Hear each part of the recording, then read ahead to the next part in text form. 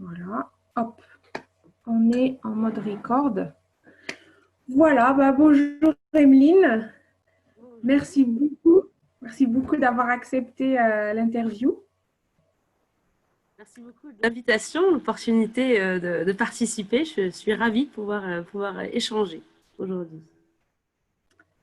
Pour la petite histoire, il y a quelques mois, j'étais tombée par hasard, alors je ne sais plus c'était quoi comme hashtag, et j'étais tombée sur un des posts de Physimed, qui est donc l'entreprise fondée par Emeline.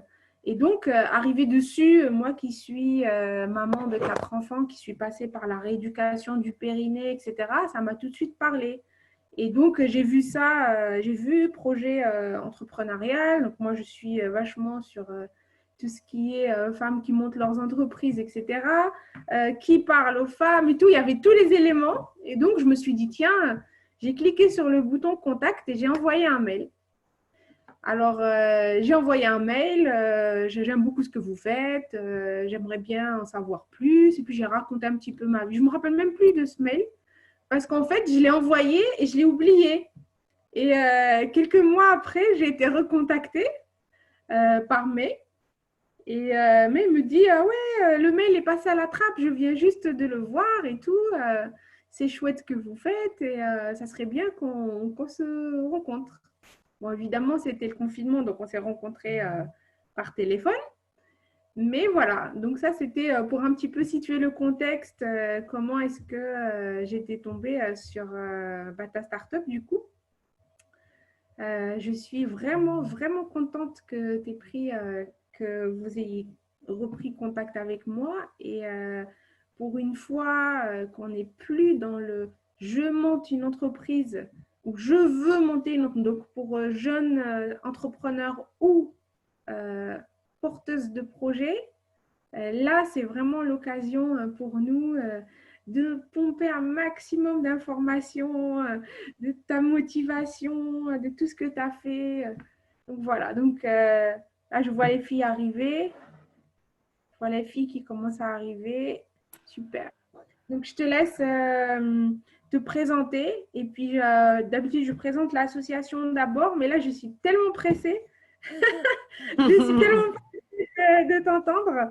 Je vais te laisser te présenter, présenter ton parcours, Physimed, enfin, ce que tu veux nous partager avec nous. Merci encore, hein, vraiment Amina, je suis vraiment contente de pouvoir donner un petit peu, en tout cas, de mon expérience, en tout cas raconter un petit peu de notre histoire, parce que moi, je sais que je me nourris beaucoup des expériences et des histoires d'autres, de femmes ou pas, hein, uniquement. Mais en tout cas, je pense que c'est vraiment la clé, une des clés, en tout cas, du succès ou de la clé de l'avancement, que de partager ces retours. Donc, je suis ravie de pouvoir aujourd'hui eh bien, me prêter au jeu aussi. Donc, je suis Emeline, j'ai 31 ans, j'ai créé Physimed il y a 3 ans. Et Physimed est une société qui développe des solutions pour la santé des femmes. Donc, le premier produit que l'on fait, c'est une sonde de rééducation du périnée connectée, comme tu l'évoquais tout à l'heure, Amina, donc uniquement dédiée à la rééducation du périnée à domicile, pour que chaque femme en fait, puisse faire sa rééducation tranquillement chez elle, à domicile, avec une sonde qui est connectée à une appli mobile. Et en fait, quand on fait ces exercices, c'est les exercices que l'on fait d'habitude chez le kiné ou la sage-femme, mais là, on le fait plutôt chez soi avec des exercices que l'on voit sur son téléphone. Et quand on contracte, on voit son action en temps réel sur le téléphone. Et puis, comme ça, eh bien, c'est finalement assez ludique. Et on peut voir ses progrès, etc., suivre son évolution. Et donc, voilà, donc on est plutôt content au final de l'évolution de la société. 3 ans, on a créé avec un doux rêve de vouloir mettre sur le marché un produit physique, un produit hardware à destination de toutes ces femmes. Et puis, au final, 3 ans plus tard, on a déjà fait un parcours, un joli parcours où maintenant, donc on a créé à 4 fondateurs, maintenant on est 12 personnes. On vend d'un partout dans une dizaine de pays en Europe. Enfin, on se développe même au-delà en ce moment. Donc voilà, donc finalement, une histoire qui a commencé à 4 et puis depuis, on a bien grandi. Voilà. Ouais, donc En fait, il y a plein de choses dans ton parcours qui sont super inspirants. Déjà, le fait qu'au début, c'était pas ça l'idée. Ensuite, le fait que tu n'es pas toute seule, que tu as trois autres associés. Ensuite, le fait que par la suite, pour lever les fonds, le fait d'être une femme, voilà, face aux investisseurs, le fait que tu aies des hommes à côté qui soient associés avec. Enfin, tu vois, toutes ces choses-là que j'ai apprises au fur et à mesure quand je me suis intéressée un petit peu à ton parcours, en réalité, c'est le parcours normal et peut-être, on va dire, euh, le minimum qu'on puisse trouver, c'est des difficultés par rapport à tout ça. Et il y en a qui cumulent mais vraiment pas mal de choses. Mais le fait de voir que une femme est passée, a fait le tour sur tous ces problèmes-là et que finalement elle a pu arriver à ce qu'elle veut. Et puis après, on est voilà, on n'est pas obligé de faire ça toute notre vie, mais au moins on est parti jusqu'au bout du parcours. Et là, on tient quelque chose de tangible, c'est plus juste un projet, c'est quelque chose de réel qui change la vie des femmes. Enfin, moi, je suis super sensible à cette thématique. Je vais un petit peu faire le tour sur ce qu'on est, sur l'association, sur un petit peu sur moi pour que tu comprennes un petit peu d'où ça vient, tout ça.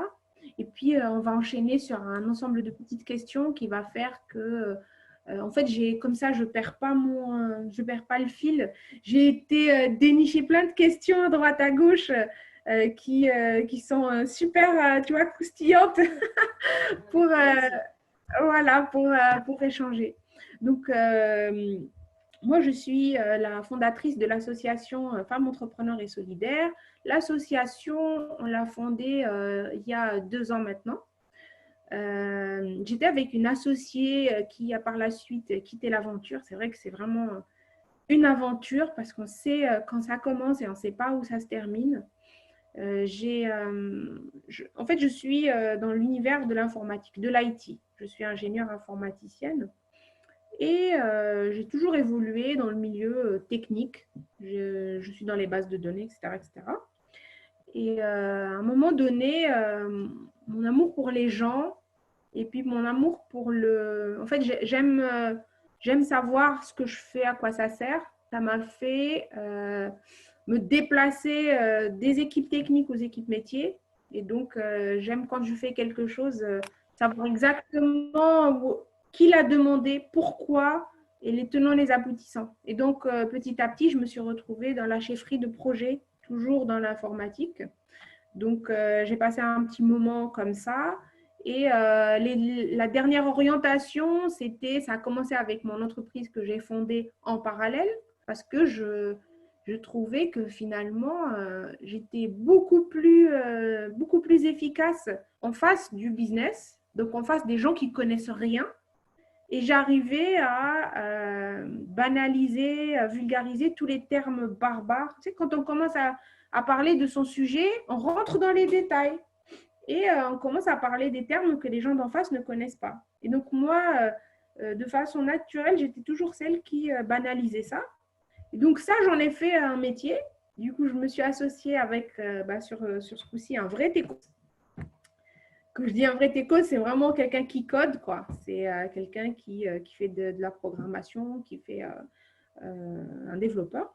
Et lui est développeur depuis plus de 25 ans maintenant. C'est vraiment quelqu'un du métier depuis très longtemps.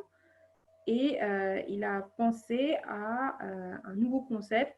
Parce que lui, il est président, il est président d'une agence web telle qu'on les connaît des années 2000, c'est-à-dire un bâtiment, des développeurs, des graphistes, enfin le truc qui coûte un bras, quoi. Et là, il me dit de plus en plus, les gens, ils n'ont plus les moyens de faire un site internet chez moi parce que il y a de plus en plus d'entrepreneurs, mais vraiment qui sont entrepreneurs du jour au lendemain. Et le site internet, c'est devenu une commodité. On peut plus se permettre de faire les sites internet à 20 000 euros, 15 000 euros pour tout le monde. Et donc, lui, il a voulu faire une branche qui traite ce sujet-là en le couplant à la visibilité. Donc, il a construit tout un concept sur la visibilité en local et il cherchait un commercial à la base. Et donc, quand on s'est rencontrés, bah, je lui dis, mais moi, justement, bah, j'aime faire le lien entre les gens du métier et les gens qui connaissent rien. Après, avec le temps, j'ai compris qu'il fallait vraiment que je me forme côté commercial. Mais c'est comme ça que j'ai commencé dans le digital. Donc, il y a 3 ans de ça, j'avais jamais entendu parler de Facebook, j'avais jamais été sur Instagram. Tous les trucs, là, réseaux sociaux, les likes et tout, c'était vraiment barbare pour moi. Et j'ai switché. Et en faisant ce switch-là, je me suis rendu compte que bah, quand on devient entrepreneur, le problème numéro 1 qu'on rencontre, c'est qu'on veut des gens qui sont comme nous. On veut parler, échanger, comment tu as fait ça, où est-ce que tu as trouvé ça. Donc, on a besoin de gens qui sont dans le même stade que nous. Si on regarde trop loin, on va trouver des gens qui ont dépassé ce stade et donc qui ne savent plus, qui ont oublié ou qui n'ont pas le temps. Ou... Si on regarde de trop bas, bah, c'est des gens qui n'ont pas encore, qui sont pas encore passés à l'action.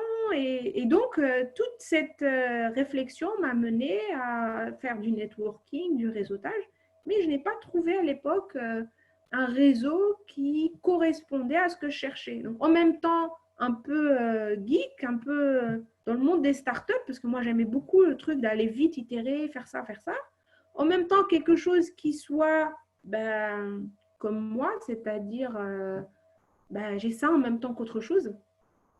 C'est que c'est ma priorité quand je suis dessus, mais après, j'ai mon travail à côté, j'ai la famille, etc., etc. Et ça, dans un monde d'entrepreneurs purs, ça n'existe pas. Et donc, il y avait aussi le fait que, bon, à l'époque, je ne portais pas le foulard encore, mais je me sentais déjà différente, tu vois. C'était un peu un milieu, c'était un peu élitiste, quoi. Je ne trouvais pas un endroit qui me ressemblait ou du coup qui ressemblait à rien pour que je puisse être dedans, pour pas que je fasse tâche. Et j'ai lancé justement un appel sur les réseaux sociaux un jour en me disant, voilà, je cherche ça, ça, ça, je veux construire une communauté comme ça et comme ça et comme ça. Et en moins de 3 mois, on était 1500. Donc, on s'est réunis sur un groupe Facebook au début et derrière, on a fait l'association, on a commencé à faire des petits ateliers, comment chercher ses clients, comment faire ça, comment faire ça, comment faire ça. Donc, on s'alimente les unes les autres avec les compétences les unes des autres. Et la règle principale, c'est qu'on est dans un endroit safe et on a le droit d'être différent. En gros, merde alors, on n'a pas besoin de se mettre dans une case. Et on a le droit d'arriver comme on est et de ne pas être jugé juste sur ou son apparence, ou sa façon de parler, ou son niveau d'études. Hein, parce que il y a aujourd'hui, dans l'association, il y a de tout. Et je peux te dire que celles qui sont les plus avancées, ce n'est pas les plus diplômées. Hein. Donc, on a tous des choses à apprendre. Voilà, on a plus des choses à apprendre les unes des autres quand on est différente que quand on est toutes pareilles. Donc, voilà le truc qui nous réunit toutes. C'est vraiment cette fameuse règle numéro 1. Comme on dit, la règle numéro 1 de l'entrepreneur, c'est de savoir s'entourer. Donc, on s'entoure comme ça et on se motive de cette façon. Et trouver des entreprises qui ont cette culture. En fait, on a une culture très, très forte. Et du coup, bah, on ne plaît pas tout le monde. Et tant mieux. Et donc, on veut vraiment travailler cette culture et faire profiter toutes celles qui sont un peu perdues, qui ne savent pas, qui ont peur, pour leur donner ce petit shoot de confiance en soi pour que derrière, elles soient autonomes. Parce que les filles, elles viennent, c'est comme si elles venaient, elles se prenaient cette dose de motivation, tu vois, et après, elles sont autonomes pendant un bon bout de temps. Après, quand elles ont un coup de mou, quand elles ont des questions et tout, elles savent où revenir. Et des interviews avec des personnes qui un peu véhiculent l'image de la motivation, de la positivité, etc., eh bien, Tu vois, c'est ce genre, comment on véhicule ça? C'est en faisant régulièrement, en parlant régulièrement, en se mélangeant régulièrement à des gens qui nous font un peu baigner dans leur monde. Donc, c'est voilà les filles, elles arrivent encore. Donc, voilà le monde aujourd'hui dans lequel on évolue. C'est super, hein, vraiment bravo d'avoir créé ça et d'avoir eu le courage aussi de le créer. Parce que parfois, on se dit, quand il nous manque quelque chose, c'est peut-être parce que justement, ça manque à d'autres. Et donc, du coup, tu as eu le courage de lancer cet appel. C'est bien que si en 3 mois, vous étiez 1500, c'est bien que ça a trouvé écho. Et moi, je trouve ça assez intéressant parce qu'il y a pas mal il y a certaines communautés qui existent, mais je trouve que ça manque juste de mixage, d'histoire entrepreneuriale en fait. Chaque histoire est un peu différente parce que c'est très lié à la vie personnelle, en fait, il y a l'entrepreneur en tant que tel. Je trouve que du coup,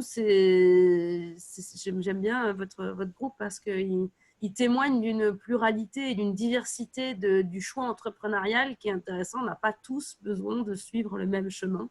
Et parfois, dans certains groupes, on a tendance à penser que si lui a fait telle chose, il faut absolument faire pareil. Non. Au contraire, si on ne porte pas, je pense que les convictions et les valeurs, on aura du mal à les implémenter dans la vie de l'entreprise. Oui, c'est ça. Et l'histoire du rôle modèle est super importante parce que justement, comme quand on est un groupe différent, comme on est un peu l'échantillon de la société, on va forcément représenter plus de personnes. C'est ça. Tu vois, quand tu disais j'étais avec mes associés, eh bien, moi, mon associé, c'est pareil, c'est un homme. Et je ne me suis pas du tout. Alors, la question s'est posée récemment pour dire est-ce que l'association est une association. Est-ce qu'on interdit aux hommes d'adhérer? Est-ce qu'on est full? Et puis, non. Non, on n'a jamais. On a dit qu'on accompagnait les femmes. On n'avait jamais dit que. Enfin, on n'a jamais dit qu'on montait une secte, quoi. On n'a jamais dit que, voilà, on n'a jamais dit qu'on allait s'isoler, au contraire. Mais on est obligé d'avoir une identité. Et cette identité vient des similitudes et des points communs des parcours des femmes. Et les femmes, il se trouve qu'on a des choses qui reviennent dans notre vie, qui font qu'on a beaucoup de choses en commun. Et ça, on ne peut pas le nier, quoi, quel que soit comment on est, d'où on est, comment on fait les choses. Il y a des choses qui viennent sur notre parcours, on est obligé, quoi. Et donc, ouvrir les yeux sur ça, ça nous réunit, finalement. Ça ne nous sépare pas, ça ne nous sépare pas, ça nous réunit. Voilà. Bon. J'ai plein de questions pour toi. Alors, la première, c'est un peu ce mythe, quand on est entrepreneur, de dire mon idée, c'est la bonne. Et j'y vais, en pensant que c'est comme ça que ça doit être. Et quand j'ai vu qu'à la base, quand vous vouliez vous lancer, vous étiez plutôt parti sur une prothèse pour des sportifs et que vous n'avez eu aucun problème à carrément pivoter et faire quelque chose qui n'a absolument rien à voir, voilà, c'est bon, quoi. Je suis entrepreneur, mais voilà, c'est pas si mon idée n'est plus la bonne, je ne suis plus entrepreneur. C'est pas l'idée qui fait l'entrepreneur, c'est l'entrepreneur qui fait l'idée. Et cette histoire-là, ça m'a vachement inspirée et je voulais que tu nous racontes un peu comment tu l'as vécu, toi. C'est vrai qu'au départ, moi, mon idée, j'ai fait du basket à haut niveau et mon associé il faisait du hand. Et au début, un de mes associés faisait du hand. Donc, au début, on voulait faire une attelle connectée pour la rééducation des genoux des gens qui s'étaient fait des ruptures des ligaments croisés.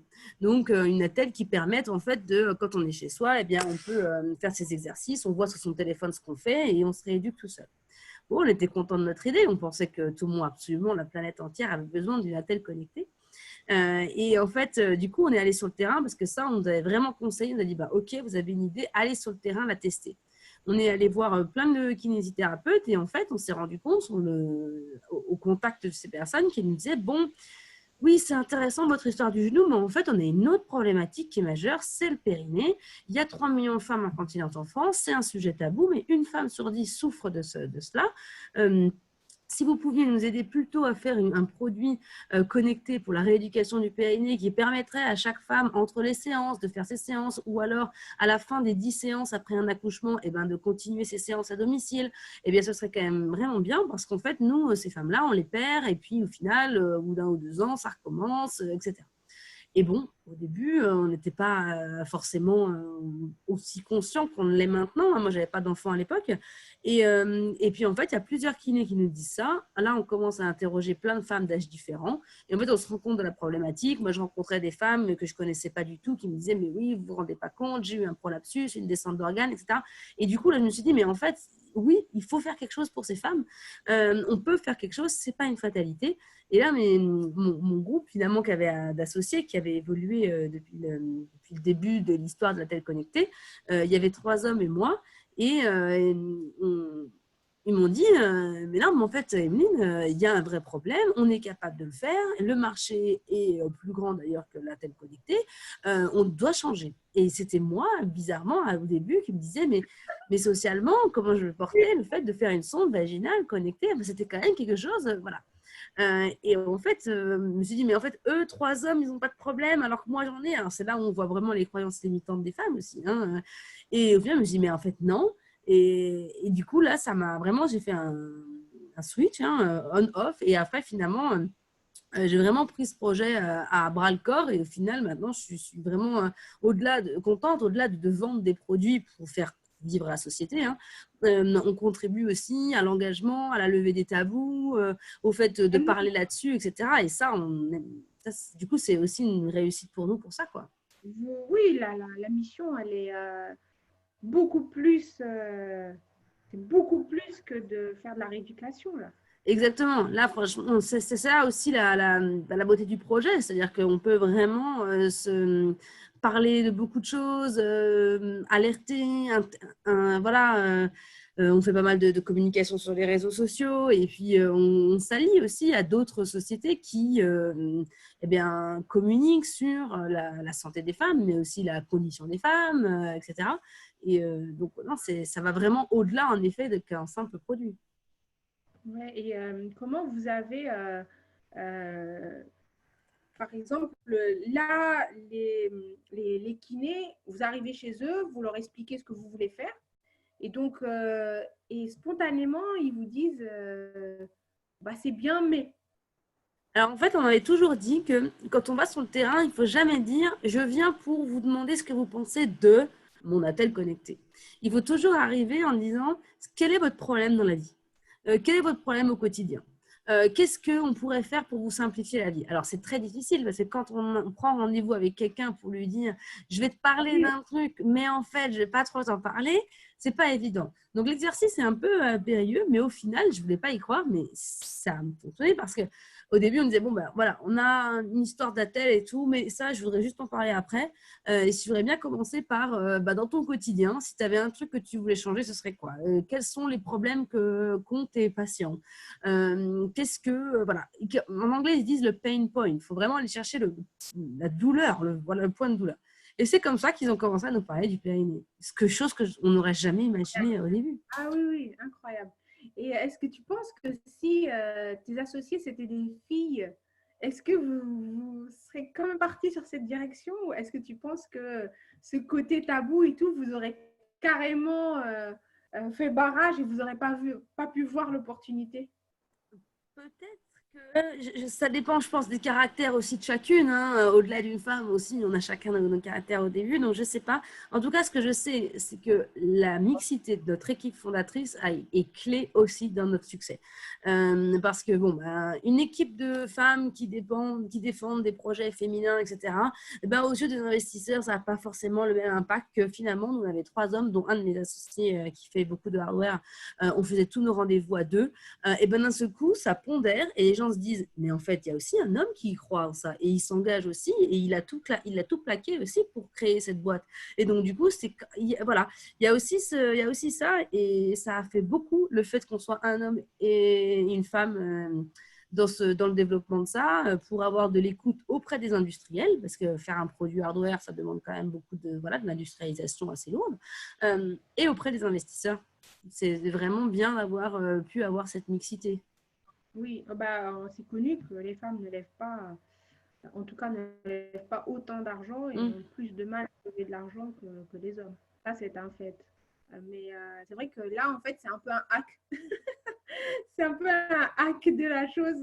C'est que, oui, parce que elle n'aurait pas non plus toute cette légitimité s'il n'y aurait pas eu de femmes du tout, tu vois. Exactement. Voilà. Donc, c'est les deux qui ont fait que finalement, voilà, les gens vont comprendre. Ouais, c'est ça. Ouais. Bah, alors, ce que je voulais aussi, parce qu'il y en a beaucoup, enfin, il y a beaucoup de filles qui se lancent avec les plateformes de crowdfunding. Et il se trouve que Physimed, la première fois, vous l'avez lancé comme ça. Euh, Comment vous avez fait pour construire cette campagne? Quels ont été les challenges? Comment est-ce que vous avez géré ça? Combien de temps ça avait pris?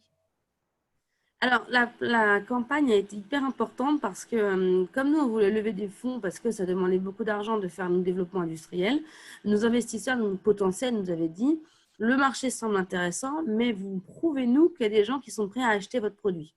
Et donc, du coup, c'était la case obligée pour nous. Donc, en gros, on a commencé vraiment à se mettre dans l'optique vers le mois de, je dirais, vers juillet. On a fait notre campagne début octobre. Donc, ça met un peu de temps. On nous avait prévenu parce que ça met du temps à préparer. Parce qu'en fait, ce qui est le plus important dans la campagne de crowdfunding, c'est d'avoir créé une communauté. Et en fait, du coup, il fallait, on a sorti une app gratuite pour faire en sorte que les gens puissent la télécharger pour qu'on puisse récupérer des adresses email. On a fait beaucoup de communication sur les réseaux pour qu'on puisse quand même déjà un petit peu nous connaître. Il ne faut pas croire que la campagne de crowdfunding commence le jour où on lance. Elle commence 4 mois avant en disant, ben voilà, on va faire ça. On avait fait un site web, juste une landing page qui disait, bon, on va faire une sorte de rééducation. Si vous voulez en savoir plus, laissez votre email. Des choses comme ça. Et du coup, ça nous avait vraiment permis de créer cette communauté. Au moment où on a lancé la campagne, on a fait un petit événement en local avec les gens qui croyaient en nous. Ça a permis du coup d'activer ce qu'on appelle le cercle très proche, qui ont eux-mêmes activé leur cercle. Et en troisième intention, on est allé chercher beaucoup plus loin des gens qui ne nous connaissent pas et autres. Mais c'est vraiment important de bien la préparer. En fait, c'est vraiment une grosse opération de communication, il faut la voir comme ça. Avant même une opération de financement, je pense qu'il faut vraiment l'apercevoir de ce type-là. Et puis, ça demande beaucoup plus de temps que ce qu'on aurait imaginé, de l'énergie. Mais bon, voilà, on en avait à revendre et on en a toujours à revendre en tant qu'entrepreneur. Mais voilà, pas sous-estimer la préparation, je pense. Oui, puis comme tu disais, la communauté. Et c'est vrai que moi, il y a beaucoup de gens dans mon entourage qui sont dans un projet, enfin, on ne sait pas trop ce qu'ils font. Et du jour au lendemain, ils te mettent un lien et ils te disent, voilà, j'ai lancé mon projet et tiens, si tu veux participer, c'est par ici. Et justement, ce que tu disais, c'est ça, c'est que il faut construire la relation, récupérer, comme tu dis, les adresses email. C'est pour justement informer les gens. Tiens, on va faire ça. Et ça, la communauté, c'est quelque chose qui est très, très chronophage. Parce que la communauté, ça te pose des questions. Ça t'envoie quelqu'un qui connaît quelqu'un. C'est très bien, la communauté. Mais ça peut vraiment déborder, et ce qui est bien. Et ce que tu disais aussi, vous avez fait un événement physique. Donc, Oui. vous n'êtes pas arrêté au digital.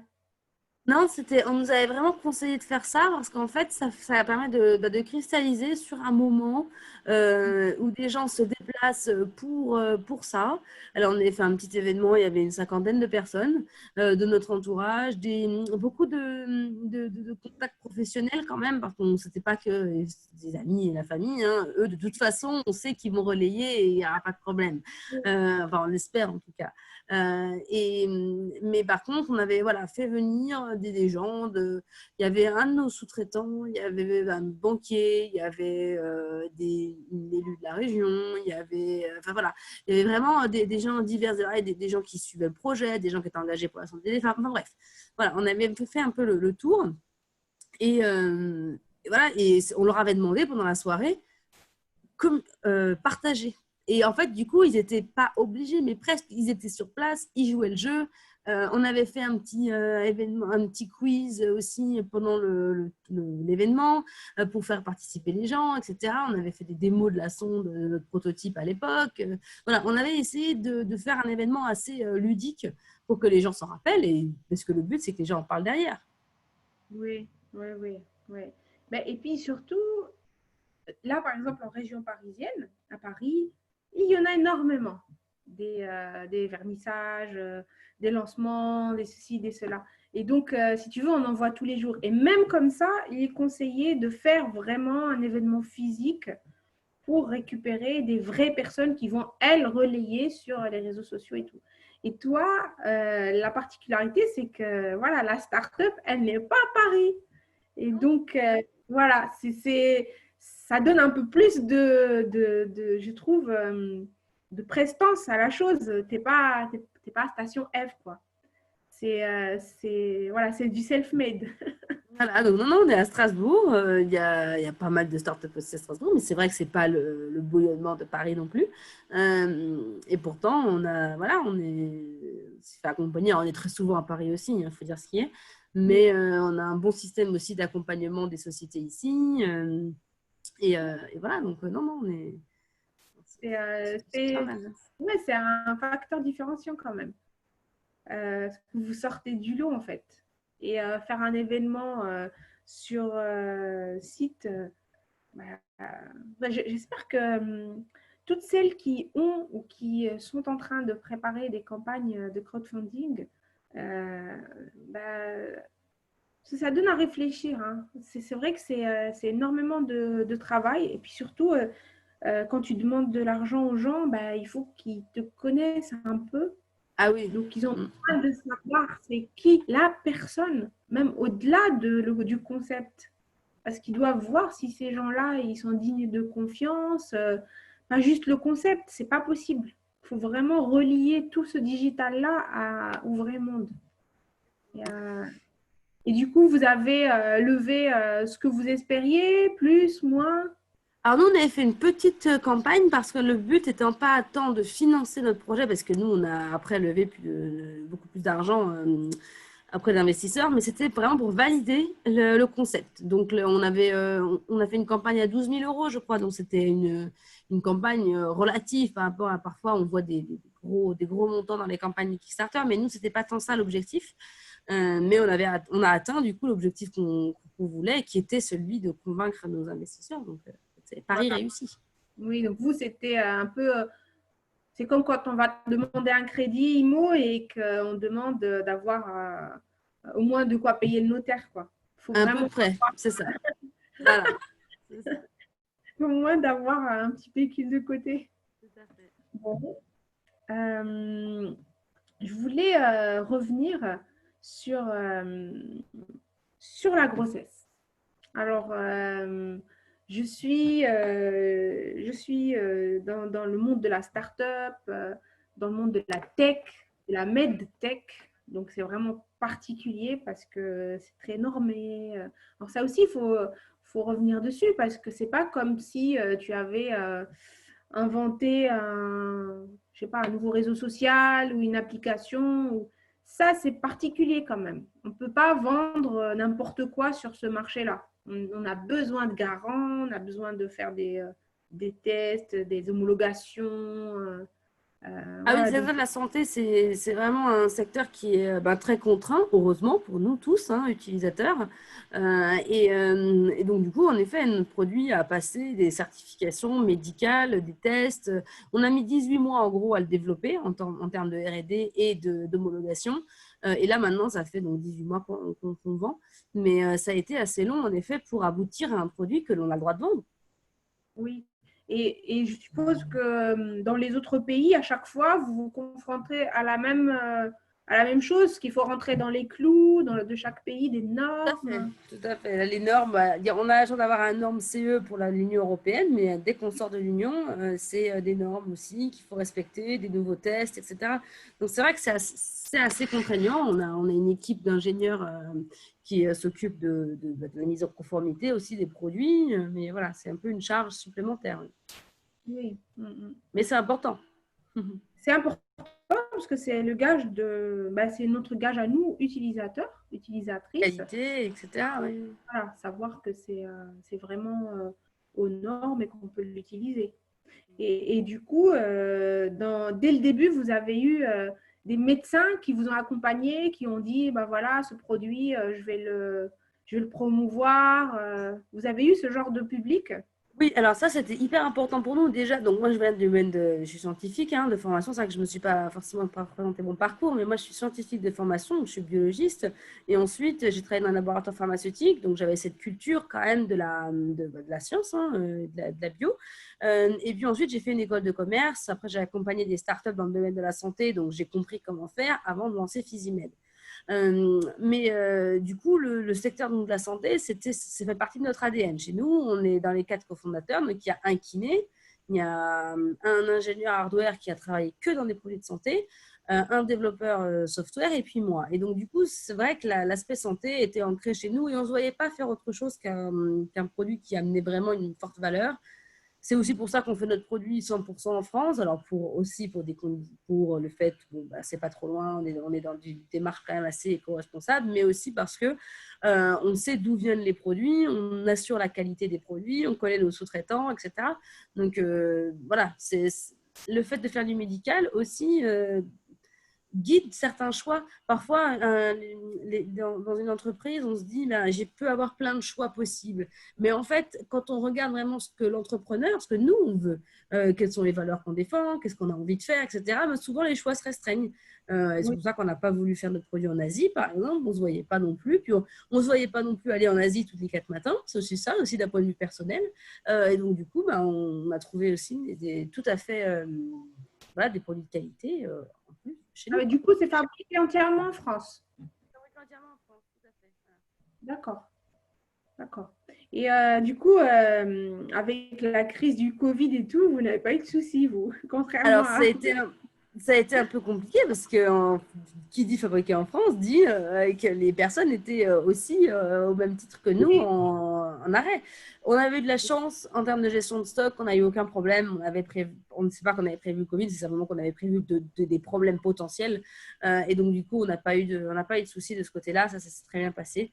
À l'inverse, pendant la période du Covid, on a eu beaucoup d'activités.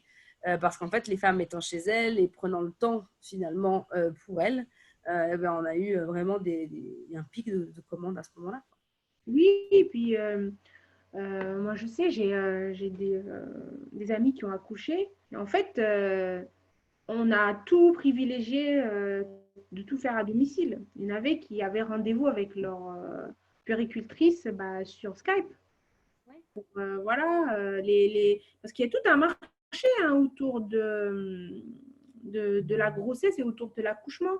Moi, je sais qu'il y a notamment dans l'association, il y a des doulas. Il y a une doula. La doula, c'est la personne qui s'occupe de la femme enceinte pendant la grossesse et après l'accouchement. C'est un peu à la parallèle d'une sage-femme avec les soins traditionnels, des plantes, tout ce qui est naturel. Et ils font des réunions. Il y a des plantes connues pour faire ci, des plantes pour faire ça. Il y a des soins rituels avec des espèces de massages. Et il y a aussi, moi je m'en rappelle, des conseillères en lactation et ça, c'est quelque chose. En fait, moi, après ma première grossesse, quand j'ai accouché, je n'ai pas eu, j'ai pas pris connaissance de tout ce monde-là. J'étais très dans le médical. Et après, j'ai été un petit peu en PMI, mais juste pour le côté technique de la chose. Et plus ça a avancé, plus je commençais à être plus sensible à tous ces éléments de bien-être qui sont tout autour.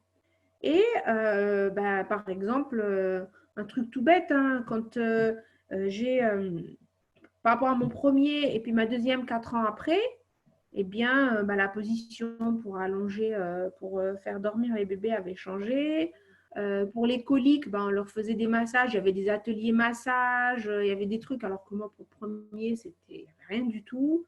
Pour le premier, on m'a donné le biberon tout de suite en maternité. Bah, donnez-lui le biberon, il a faim. Alors que pour la deuxième, on m'a encouragé à l'allaiter. On m'a donné toute une fiche de professionnels qui sont… En France, c'est particulier aussi parce qu'il y a des professionnels remboursés, pris en charge par la Sécu. Et il y a tout un circuit parallèle de choses qui ne sont pas remboursées. Et quand on est dans le monde des bébés et tout, bah, la dernière chose à laquelle on pense, c'est l'argent. Tout ce qu'on veut, c'est avoir la personne compétente en face qui Le nous bien-être explique. du bébé. Ouais. Voilà. Et là, la personne qui m'avait donné les deux feuilles, les deux pauvres feuilles où il y avait marqué le nom des conseillères en lactation, mais je l'ai remercié je ne sais pas combien de fois. Parce que bah, sur Internet, il y avait à boire et à manger. Et parce que voilà, ça venait aussi un peu d'une sage-femme. Alors que finalement, c'était juste à force. Elle m'a dit, toutes les femmes nous demandent la même chose. Donc oui, ce n'est pas l'hôpital qui vous le donne, c'est moi. Et moi, j'ai noté au fur et à mesure le nom des personnes qui ont… Donc voilà, donc je me dis que pareil, pour la rééducation du périnée, ça doit être bah, dans le même style, Il y quoi. a beaucoup de femmes qui n'ont pas pu aller chez leur kiné, leur sage-femme pendant le confinement et du coup, ben, qui ont utilisé notre produit. Ouais, il y avait… Et il fallait qu'elles trouvent une solution parce qu'elles voulaient après reprendre le sport. Donc, du coup, il fallait qu'elles fassent leur rééducation. Donc, ça a été, c'est vrai, un outil qui a permis de pallier à ce manque de professionnels ouverts. Oui, puis c'est chez soi. Ça, Voilà. c'est vraiment quelque chose si on veut, c'est le truc qu'il faut… parce que les filles, je ne sais pas si vous vous rappelez là, de la sonde horrible qu'il faut acheter en pharmacie et on va chez le kiné, donc il faut caser, je pense que c'est une demi, c'est un rendez-vous qui dure un quart d'heure, il me semble, ou 20 minutes. Alors, du coup, Vraiment, moi, je l'ai fait puisque j'ai accouché en ouais. octobre dernier. Donc, du coup, j'ai fait ma rééducation après. Et moi, en tout cas, ça durait une demi-heure, mais entre guillemets, parce que le temps d'arriver, de parler à sa sage-femme, de dire ce qui va bien, ça fait déjà 10 minutes. Le temps de payer, là, à la fin, on paye, on repart. Bref, en gros, il y a 10 ou 15 minutes maximum d'exercice. Et ça ne suffit pas pour entraîner son périnée. Donc, Se garer, faut, bah, en fait, pour moi, c'était infernal parce que pourtant, j'avais pris un kiné pas loin de là où je travaille, comme ça, je peux y aller vite fait. Mais c'était vraiment un super mauvais souvenir. Alors si voilà, le fait d'être chez soi et de pouvoir s'exercer, ça, c'est vraiment, ça n'a pas de prix. Et surtout, bah, moi qui ai eu 4 enfants, bah, voilà, j'ai mon équipement tout prêt dans ma boîte à pharmacie. Et puis voilà, c'est quelque chose vraiment qui sauve. On est jeune, on ne s'en rend pas compte, mais plus on avance, plus faut demander à nos mères, faut demander, voilà. C'est vraiment quelque chose que je vois autour de moi. Et si elle pouvait revenir en arrière et prendre soin d'elle, elle l'aurait fait, même si ça aurait coûté du temps, de l'argent. Donc en voyant tout ça autour de moi, aujourd'hui, je me rends compte que je speed trop. ouais, on prend pas Mais, forcément le temps. Bon, on l'a bien vu aussi pendant le confinement. D'un seul coup, les femmes ont pris le temps pour elles, un peu plus en tout cas, oui, même s'il fallait s'occuper d'enfants ou autre. Mais voilà. ouais, c'est ça. Mm. Et oui. Et donc, cette fameuse grossesse qui est arrivée alors que vous étiez en train de relever les fonds, là, en septembre.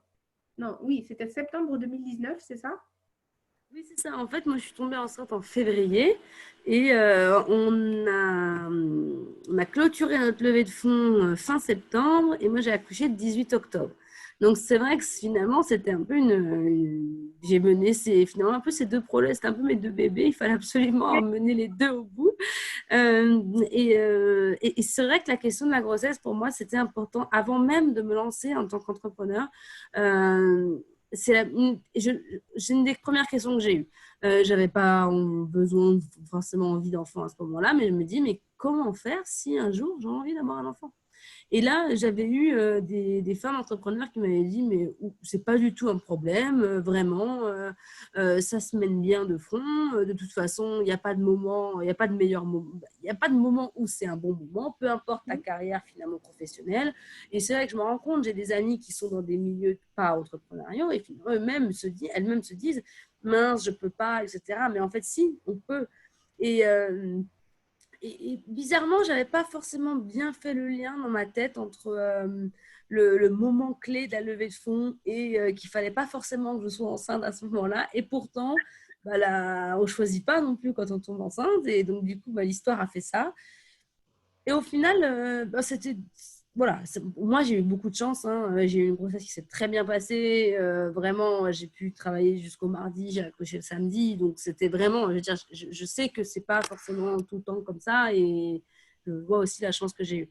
Mais en tout cas, voilà, c'est faisable. Et après, une fois que le bébé est là, ben, c'était un petit peu, j'ai un peu jonglé parce que je voulais quand même reprendre un petit peu d'activité. J'ai un peu jonglé entre les siestes et autres, mais je veux dire, voilà, c'est faisable. Et maintenant, il a 9 mois, il est bien, il est heureux, enfin, voilà, et tout se passe bien. Et au final, j'ai demandé à mes associés, après on en a pas mal parlé, quel a été l'impact de mon absence au final. J'ai été 2 mois vraiment absente physiquement, dans 2 mois et demi.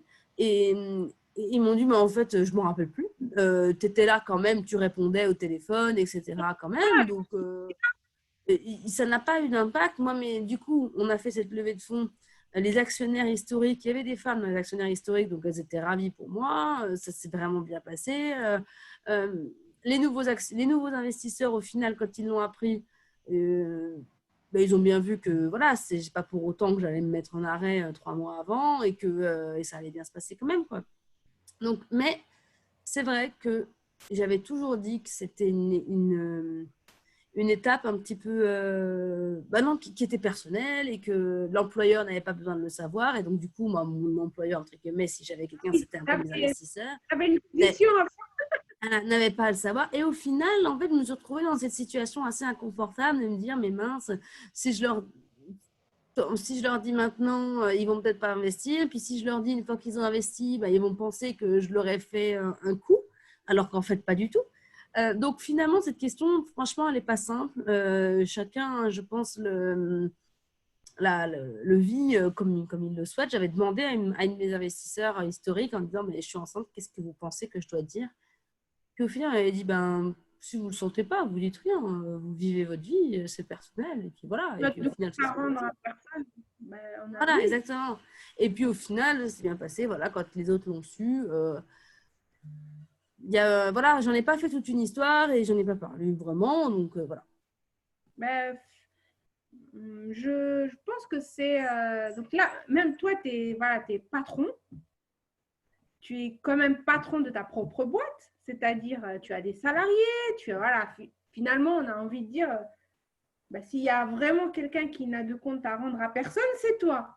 Voilà. Mais c'était juste dans la mauvaise fenêtre. Voilà. Et même toi, tu t'es posé la question, merde, je suis enceinte, comment je fais? Et c'est pour Tu ça qu'au vois? final, je me dis vraiment que j'aurais pu aussi, je pense, prendre le parti de dire eh oui, je suis enceinte et effacer cette question qui peut poser des questions d'ailleurs, mais qui ne devrait pas. Parce que par exemple, moi j'ai un de mes associés, il a été beaucoup plus impacté par l'arrivée de son premier enfant que moi. Parce que sa femme ayant un emploi qui ne lui permet pas d'avoir des horaires faciles, et ben en fait, c'est mon associé qui doit aller chercher son enfant tous les jours, voilà. Et donc du coup, je trouvais ça un peu injuste au final que à lui, on lui ait jamais demandé s'il allait être papa ou pas un jour, et qu'à moi, on m'a demandé. Et bon, après, je pense que voilà, ça évolue et tout, mais ça m'avait marqué. Je me suis dit, tiens, les hommes aussi ont leur vie impactée Il y s'ils veulent a, dire. c'est comme ça. En fait, j'ai l'impression que nous aussi, on n'aide pas à changer les mentalités parce que ben, moi, j'en ai eu 4 et à chaque fois, c'était pareil. C'est limite si je n'étais pas coupable. Et puis pour ne pas être coupable, je travaillais 2 fois plus. J'ai jamais pris d'arrêt, quoi que ce soit jusqu'au bout. Je suis toujours revenue limite la veille du premier jour. J'ai toujours travaillé pendant mes maternités, répondu aux mails. À l'époque, c'était les BlackBerry et compagnie. J'ai pris mon VPN, mon blablabla. Mais en fait, personne m'a rien demandé, quoi. C'est C'est ça. c'est une pression qu'on se met toute seule. C'est Tout une à fait. pression qu'on se met toute seule et en fait, une remarque, une simplissime remarque, on la prend tout de suite au premier degré parce qu'on pense que, ben, en gros, c'est même le fait de déambuler dans les couloirs avec gros bide là, ben, ça gêne personne, il n'y a que toi que ça gêne. En fait, tu sens que tu as un handicap, quoi. Tu sens que tu voilà, es en mode temporaire, on hold. En gros, on attend, tu sais les trucs des batteries, la loading. Tu vois, ça m'a étonnée quand tu m'avais dit ça. Ou je pense que tu ne me l'as pas dit, je l'ai entendu sur des interviews, une des interviews que tu avais données. Et j'ai trouvé ça ahurissant, quoi. C'est que tu sois patron, que tu sois. Tu as toujours l'impression que les gens. Et que c'est Et pas tu le bon moment et que ça va pas, etc. et Voilà. tu vois, mes amis, mes collègues qui sont aux États-Unis, eh ben, c'est pas du tout comme ça. Ah oui. Elles n'ont aucun souci avec la grossesse.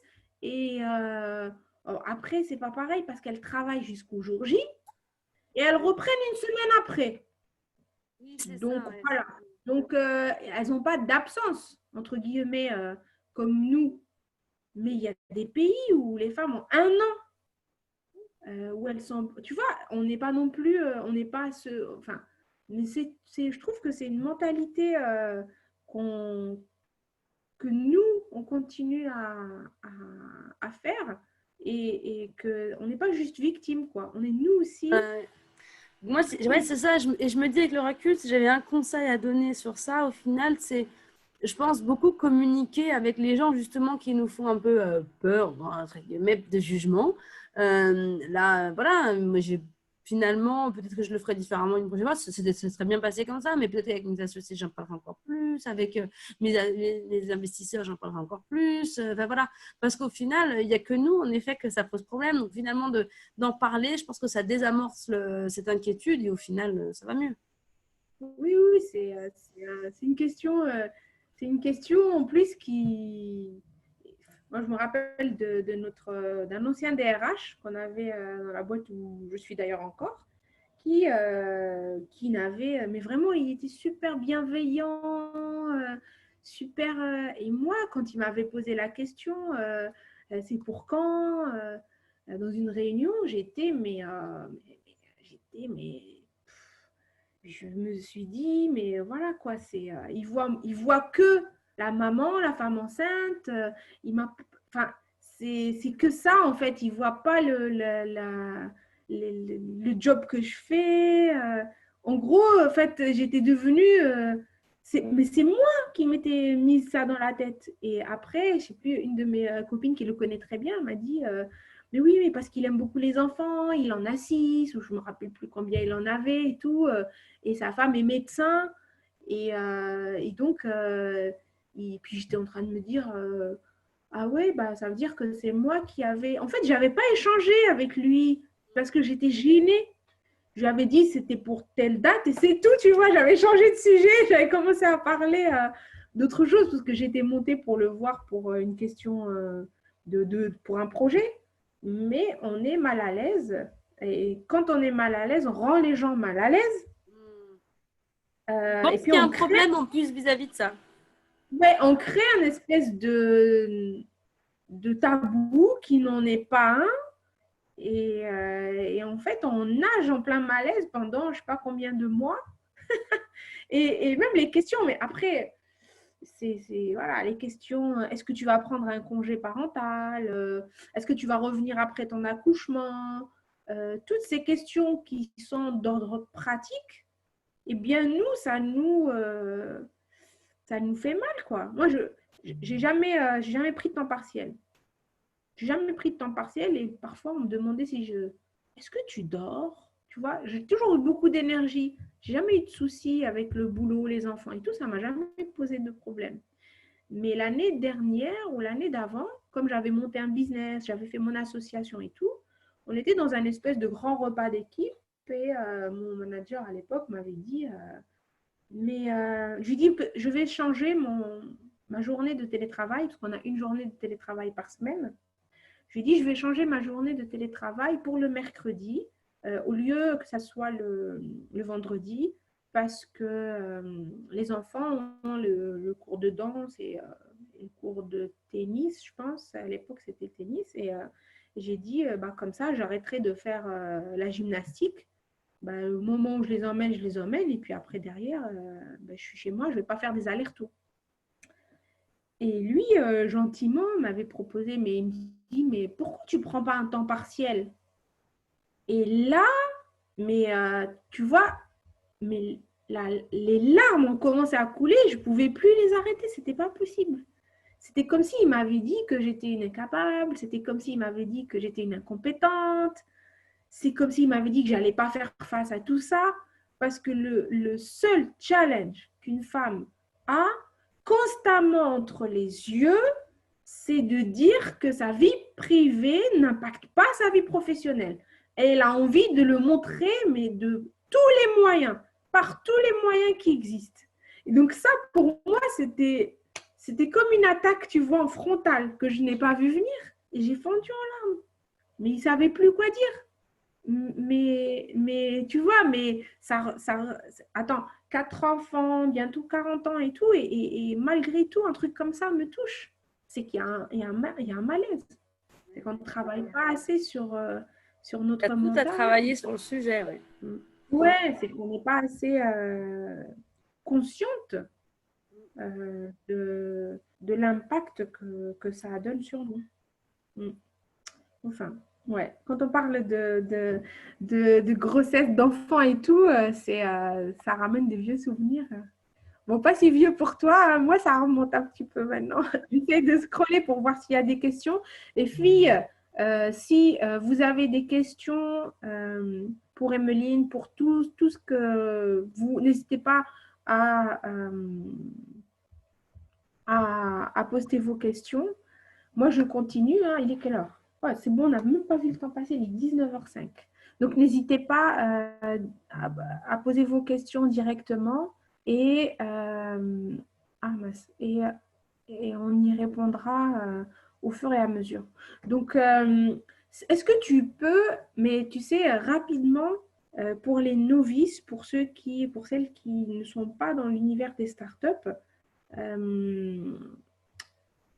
parler un peu ce que ça veut dire, lever de fonds, comment est-ce que ça marche parce que dans l'association des fées, il y a énormément de petites entreprises, c'est-à-dire des entreprises qui sont montées par fonds propres ou par un prêt immobilier, par exemple pour ceux qui ont acheté quelque chose ou qui ont besoin de matériel et tout.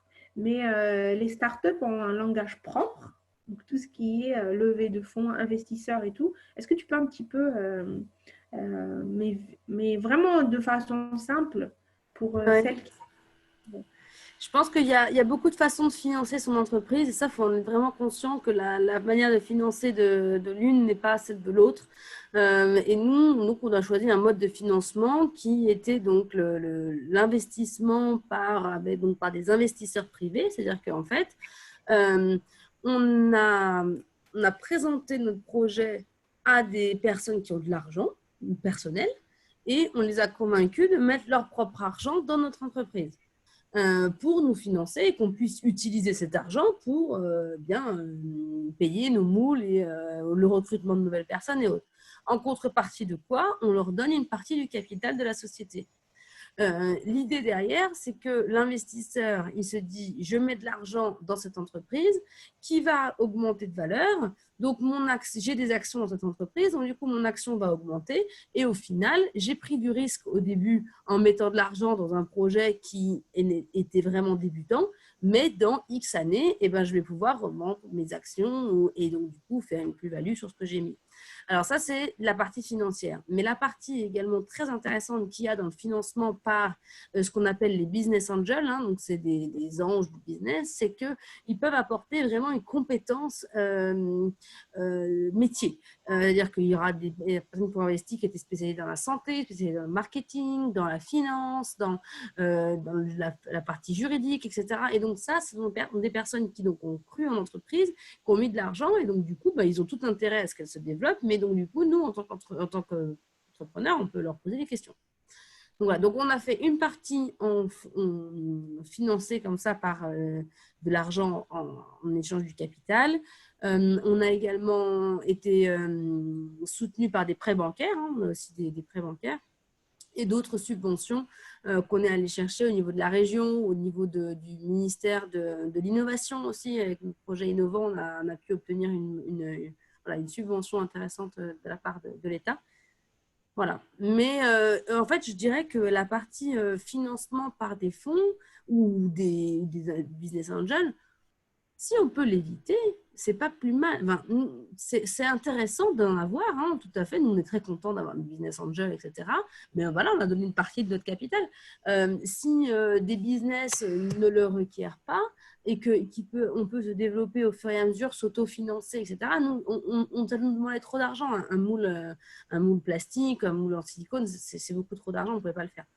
Maintenant, se financer par la banque, se financer par son autofinancement, etc., c'est tout à fait honorable. Et je pense que c'est d'ailleurs c'est super de pouvoir le faire comme ça. On aurait eu les fonds pour le faire, on aurait voulu le faire. Oui, mais les investisseurs, du coup, ils ont leur mot à dire dans vos décisions. Alors, oui, alors c'est important de bien choisir ses investisseurs aussi, des gens avec qui on s'entend, avec des gens avec qui on peut parler, voilà, on est sur la même longueur d'onde. Alors, ils ont leur mot à dire oui et non, parce que ça dépend, on est quand même encore largement majoritaire dans notre société, donc du coup, ils n'ont pas forcément si on ne se met pas d'accord, eh ben, c'est quand même nous, fondateurs de l'entreprise, qui ont le dernier mot. Néanmoins, il y a quand même beaucoup de sujets sur lesquels ils peuvent mettre un veto. Mais d'où l'intérêt du coup de choisir aussi des investisseurs avec qui on s'entend bien pour essayer de trouver la meilleure solution pour l'entreprise ensemble. Jamais pour l'instant nous sommes arrivés à des situations inconfortables où il fallait voter des choses parce qu'on n'était pas d'accord. Ça se fait aussi en bonne intelligence avec les gens qui ont de l'intérêt. Ils ont aussi intérêt à aller dans le sens des opérationnels parce que si on va complètement à l'encontre de ce que nous on veut faire intrinsèquement et nos valeurs, ça va être compliqué de donner de la valeur à l'entreprise.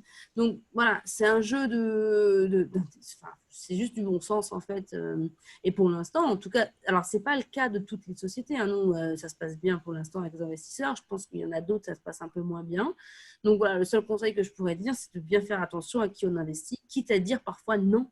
Nous, on a refusé les investisseurs l'année dernière alors qu'ils voulaient mettre beaucoup plus d'argent que ce qu'on a levé au final. Et on pourrait se dire, ah ben tiens, c'était quand même, ça aurait été quand même vraiment bien. Mais non, ils avaient une idée d'emmener Physimed à un endroit que nous, on ne voulait pas. D'accord, donc ils arrivent avec leur projet aussi, en fait. Ils arrivent avec le projet. Il y en a qui disent, ben voilà, tant d'argent, et en fait, vous allez faire ça, vous allez être les opérationnels qui vont emmener la société là où on veut. Mais comme nous, on n'avait pas envie, on a dit non. Oui, alors, c'est un peu un luxe, on n'aurait pas forcément pu, mais là, on a pu, donc on avait plusieurs investisseurs possibles. Donc, voilà. Ah oui, carrément. Bah oui, si tu fondes ta boîte, parce que c'est un peu la crainte. Hein. Quand on avait commencé, d'ailleurs, même pour certaines, elles sont seules, en SASU ou en micro-entreprise, peu importe. Mais elles ne veulent surtout pas, carrément, même pas d'un associé. Alors de là, un investisseur, mais même pas d'un associé. Pour moi, un associé, c'était vraiment important. Pour moi, je trouve que c'est un gros projet. Faire les choses à deux, au moins, je trouve. Alors après, peu importe, ça dépend des caractères des gens, hein, mais vivre les choses extrêmement fortes façon positive et des choses extrêmement fortes de façon négative. Et donc, du coup, c'est une montagne russe et c'est quand même bien de pouvoir échanger avec des gens sur ça, qui vivent la même chose. Là, statistiquement, de toute façon, statistiquement, les startups où tu es tout seul, tu as moins de chances d'y arriver. Comme disait, donc statistiquement, quand tu es tout seul, bah, tu as plus de chances d'échouer. Mais pareil, quand on regarde les facteurs d'échec des entreprises, bah, c'est les disputes entre les fondateurs. Tout à fait, c'est clair. Donc, en fait, il n'y a pas de meilleure solution. Il faut faire comme on le sent. Et ce n'est pas parce qu'on a un investisseur qu'on est démuni, enfin, qu'on nous enlève le pouvoir. C'est que c'est toujours à vous de décider où est-ce que vous voulez. Enfin, la vision, c'est très important. L'opérationnel, c'est bien, mais la vision, c'est forcément les fondateurs qui l'ont. Ça ne peut pas être, les actionnaires, bien que parfois, quand tu perds, quand tes actions sont trop diluées, on perd en contrôle. Voilà, donc tout est question au final, je dirais, voilà, de bon sens et surtout de ce qu'on a envie. Moi, c'est ça que j'ai réalisé aussi le plus, c'est-à-dire qu'il y a plein de chemins entrepreneurial. Et pour une chose, il y a plein de solutions. Mais qu'est-ce que vous avez vraiment envie de faire? Qu'est-ce que vous êtes prêt à faire? Qu'est-ce que vous pouvez faire aussi? Parce que il y a aussi la vie de famille, les envies, les moyens financiers. Il y a plein de choses qui rentrent en compte. Et donc, en fait, parfois, finalement, la solution est assez simple parce qu'on se dit, mais non, mais en fait, les autres, ça va pas, c'est pas pour moi. donc voilà, il y a aussi parfois ça qui joue. Alors, dernière question, comment est-ce que vous êtes organisé alors, vous êtes combien dans l'équipe en tout aujourd'hui à Fidimet? 12. Et vous êtes organisé, vous avez des locaux, vous êtes tous sur les locaux ou vous êtes plus chacun en télétravail? Comment est-ce que vous êtes organisé? Alors, on est tous dans les mêmes locaux. On a des grands bureaux, en fait, où on est tous là. On avait une personne sur Paris avant, puis on est en train de faire évoluer ce poste. Donc, du coup, on est tous à Strasbourg. Et alors, on a évolué. Au début, on a commencé à 4 sur 2 tables, l'une en face de l'autre. Et en plus, parfois, on était 5, donc quelqu'un au bout. Enfin, voilà, on était trop contents. On était dans un espace de coworking. Et pour nous, c'était déjà génial. Et après, on a eu un petit bureau de 12 mètres carrés, donc avec un petit peu de labo, de prototypage, un peu de bureau. Puis on est passé dans 35, c'était le grand luxe. Et maintenant, on est dans des bureaux, là, on a 150 mètres carrés. Voilà, donc c'est vraiment chaque étape en son temps. Et on est tellement content à chaque étape de grandir, d'avoir un peu plus grand, de pouvoir avoir les moyens de le financer aussi. Donc voilà, donc nous, on fonctionne tous comme ça. Par contre, pendant le confinement, personne n'a été arrêté. On a tous télétravaillé. La chance que l'on a, c'est qu'on s'est structuré depuis le début avec que des outils digitaux, des serveurs, etc. Donc en fait, un ordi, on peut travailler de n'importe où. Donc du jour au lendemain, on a été à la maison. Du jour au lendemain, on n'a eu aucun problème. Tout est sur des serveurs communicants, donc on n'a aucun souci pour avoir accès aux choses. Donc ça, c'est très important, je pense, la structuration aussi de l'entreprise dès le début pour faire en sorte qu'on ne perde pas de temps par la suite. Et voilà, donc on se structure de plus en plus pour essayer d'automatiser le maximum de choses, perdre le moins de temps possible. Ouais, donc pour vous, le télétravail, c'était facile. C'était très facile. Pour nous, c'était très facile. Franchement, de façon assez surprenante, parce qu'on n'avait jamais testé, comme beaucoup. Et au final, voilà, on s'est organisé des petits points tous les midis d'équipe pour garder un peu le lien. Mais on travaillait déjà beaucoup avec des outils digitaux à la base. Et maintenant que ça déconfine, etc., je veux dire, est-ce que ça a changé quelque chose? Est-ce qu'il y a eu un avant Covid et un après Covid pour vous ou De l'organisation, ouais, je pense que dans la vision en fait de la manière dont on peut travailler, on a été confronté du jour au lendemain pendant le télétravail, on a vu que ça a marché, donc voilà, ça c'est bien. Donc la vision positive, c'est de se dire que finalement, le télétravail, c'est possible et largement faisable. Voilà. Par contre, sans enfants. Parce que le télétravail, c'est pas de la garde d'enfants. Et parfois, on a tendance à oublier des entreprises où je sais qu'ils étaient confrontés à ce problème-là.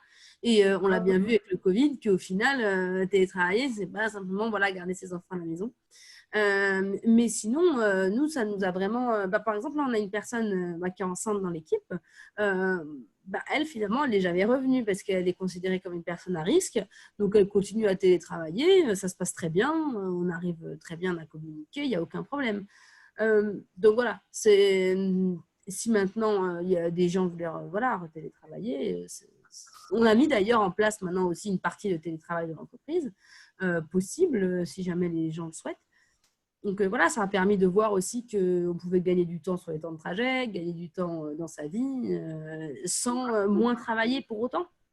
Oui, oui, c'est bien de. Moi, je trouve que les deux sont bien, mais j'aime beaucoup le contact. Donc, télétravailler ad vitam aeternam sans jamais voir les personnes en vrai, ça ne m'intéresse pas du tout. J'aime avoir, même si c'est une fois par, je sais pas, mais c'est pas grave, mais au moins avoir ce lien. À nous, c'est très important, on garde un lien physique, un lien de réunion, un lien où on peut se parler. On n'est pas revenu tout de suite après, au moment du déconfinement, parce on a joué le jeu aussi, hein, il fallait qu'on reste le plus longtemps chez soi. Et puis, au fur et à mesure, on a déconfiné par équipe. Et puis, on est revenu. Non, pour moi, c'est important hein, d'être au contact avec les uns, les autres. Difficile d'être tout le temps chez soi, derrière son ordinateur. C'est pas comme ça qu'en plus, voilà, je conçois l'aventure entrepreneuriale, l'aventure de Physimed. Donc, du coup, Et du coup, c'est quoi les prochaines étapes pour vous? là, du coup, on est en train de réfléchir à notre second produit. Donc, on est en cours de développement. J'espère pouvoir, avant la fin de l'année, pouvoir dévoiler voilà, ce qu'on est en train de faire, toujours pour la santé des femmes.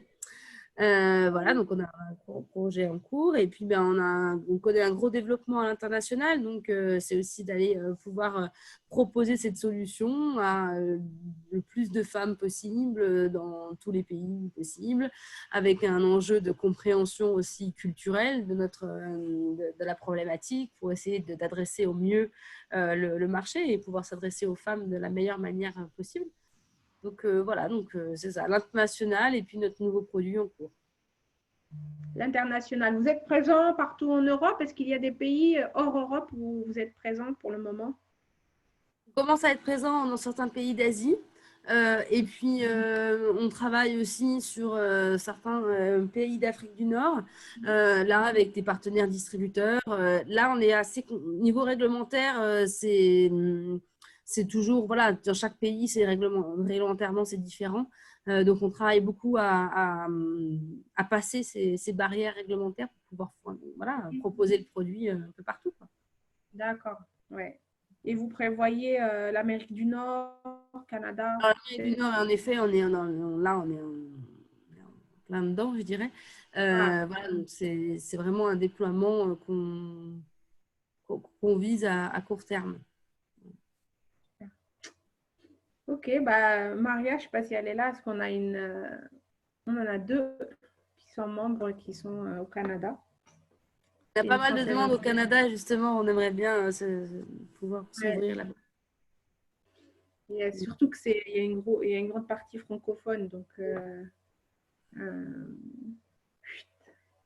ça part. Tout ce qui est, en fait, c'est fou, hein. Dès qu'on part quelque part, on ramène tout ce qu'on a, ce qu'on connaît, son petit univers, on l'emmène dans la petite sacoche. Bah écoute, moi, j'ai. Oui, la grossesse et tout. Bon, c'est bon, les questions, je pense on a répondu à tout.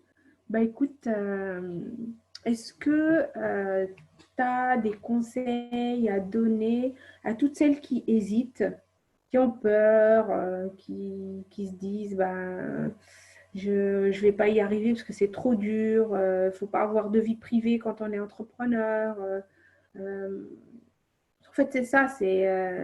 Moi, la question qui revient le plus souvent, c'est je veux me lancer, mais on m'a dit que c'était dur.